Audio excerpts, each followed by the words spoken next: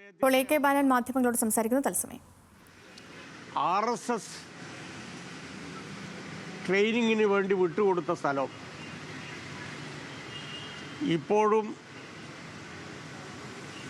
ആരുടെ നിയന്ത്രണത്തിലാണ്? ഈ കഴിഞ്ഞ നവംബർ 4-ാം തീയതി സന്ദീപ് വാര്യർ ഫേസ്ബുക്ക് വഴി ലോകത്തെ അറിയിച്ചത് 2 വർഷം മുമ്പേ എൻ്റെ അമ്മ മരണക്കിടക്കയിൽ കിടന്ന ഘട്ടത്തിൽ, മരണത്തെ മുഖാമുഖം കണ്ട ഘട്ടത്തിൽ എന്നോട് പറഞ്ഞത് സംഘപരിവാർ പ്രവർത്തനത്തിന് വേണ്ടി, RSS പ്രവർത്തനത്തിന് വേണ്ടി ആവശ്യമുള്ള സ്ഥലം വിട്ടുകൊടുക്കാമെന്നാണ്.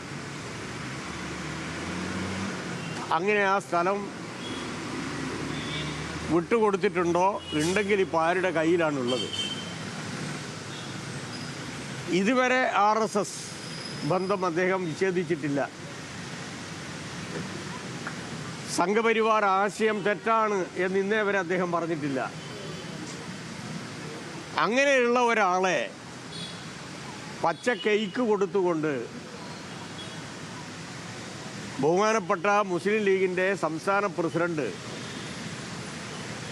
സ്വീകരിച്ചതിൻ്റെ ഔചിത്യം എന്താണ്? 3, കോൺഗ്രസിലേക്ക് ഒരാൾ വന്നു കഴിഞ്ഞാൽ മുസ്ലിം ലീഗ് നേതാക്കളുടെ കയ്യും കാലുമാണോ പിടിക്കേണ്ടത്? ഈ കാര്യങ്ങളുമായി ബന്ധപ്പെട്ടുകൊണ്ട് മുസ്ലിം ലീഗും വ്യക്തമാക്കണം, കോൺഗ്രസും വ്യക്തമാക്കണം, സന്ദീപ് വാര്യറും വ്യക്തമാക്കണം. ഇത് കേരളം കണ്ട ഏറ്റവും വലിയ കാപട്യത്തിൻ്റെ ചതിയുടെ ഭാഗമാണ്. RSSൽ നിന്നുകൊണ്ട് UDFന് വേണ്ടി പ്രവർത്തിക്കുക, RSSൽ നിന്നുകൊണ്ട് മുസ്ലിം ലീഗിൻ്റെ നേതാക്കളെ കാണുക.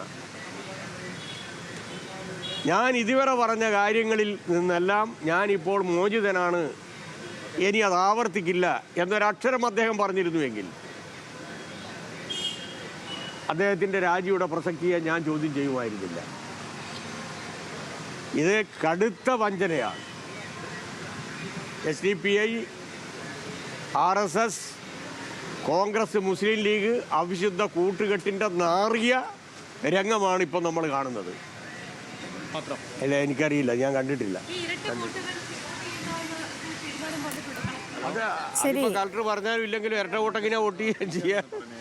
ഇരട്ട വോട്ടിലുള്ള ആൾക്കാരെ വോട്ട് ചെയ്യാൻ അനുവദിക്കാൻ പാടില്ല എന്നുള്ളത് നിയമമല്ലേ? അത് ഇവർക്ക് പറ്റിയിട്ടുള്ള പെശകല്ലേ? അത് വോട്ടാക്കിയിട്ട് കണക്കാക്കാൻ പറ്റില്ല. അത് ഞങ്ങൾ അനുവദിക്കുകയില്ല. അങ്ങനെ ചെയ്യാൻ പാടില്ല. ഡബിൾ എൻട്രി ഉണ്ടെങ്കിൽ ഒരൊറ്റ വോട്ട് ചെയ്യാൻ പാടുള്ളൂ. അതൊക്കെ കുറേ കണ്ടല്ലേ. ഇത് ആരോടായി പറയുന്നു? ഈ പിള്ളേർക്കൊക്കെ തന്നെ എന്തെങ്കിലും തോന്നുന്നു പറയാമെന്നില്ല. അത് ആരോടാ ഇതൊക്കെ? കമ്മ്യൂണിസ്റ്റ് പാർട്ടിയോടോ? ഇവർ പറയുന്നെടുക്കാൻ ഞങ്ങളിയല്ല, ഭീഷണിയോടെ അവസാനിപ്പിക്കാൻ പറഞ്ഞു.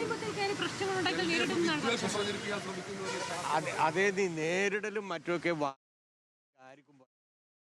എ കെ ബാലന്റെ പ്രതികരണമാണ് നമ്മൾ കേട്ടത്. സന്ദീപ് വാര്യർക്കെതിരെ അതിരൂക്ഷമായ വിമർശനം ഉന്നയിക്കുന്നു എ കെ ബാലൻ. കേരളം കണ്ട വലിയ ചതിയാണ് നടന്നിരിക്കുന്നത്. RSSൽ നിന്നുകൊണ്ട് UDFന് വേണ്ടി പ്രവർത്തിച്ചയാളാണ് സന്ദീപ് വാര്യർ എന്ന് പറയുന്നു എ കെ ബാലൻ. SDPI, RSS, കോൺഗ്രസ്, ലീഗ് അവിശുദ്ധ കൂട്ടുകെട്ടാണ് സംസ്ഥാനത്തെന്നും പറയുന്നു എ കെ ബാലൻ.